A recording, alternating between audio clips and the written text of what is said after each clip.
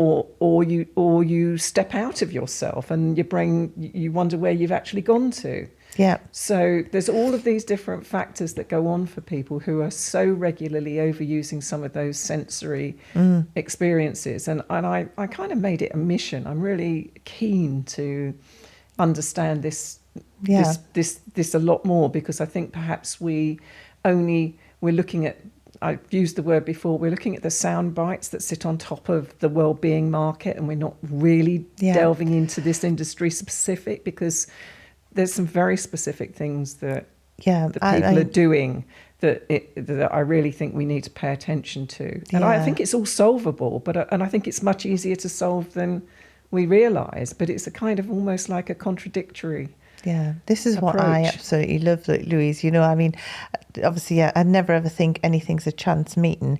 You know, we met, hit off such a great friendship, but you know, what you're now doing for our industry is absolutely huge. And I think it's something that's never, it's been touched on, but never to the depth that you're looking into it.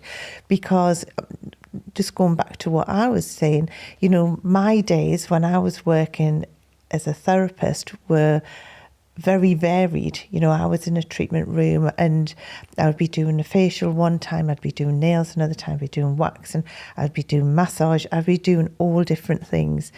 And that was where I found it quite mentally draining. But then to the other element, you've got like the spa industry, you've got spa therapists who are in those slow rhythmic treatments all of the time.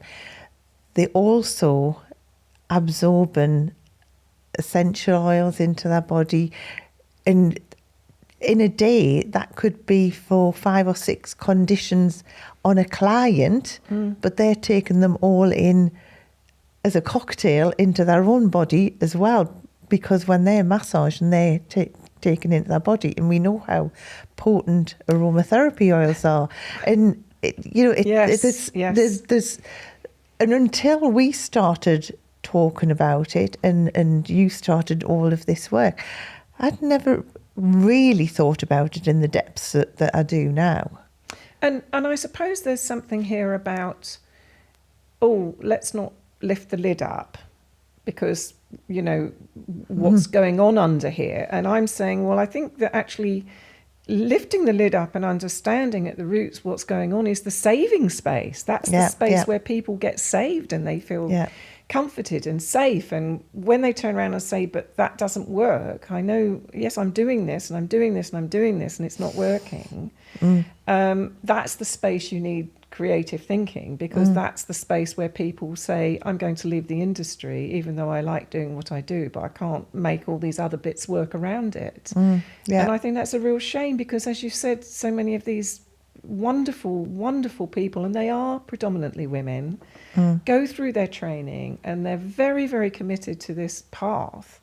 And yet it doesn't seem to give them back what they need. And I think that maybe that's something we can put on the side, bolt on the side, and help with. And I will certainly be looking at that more and more as applying the neuroscience that we know to see if we can come up with insights.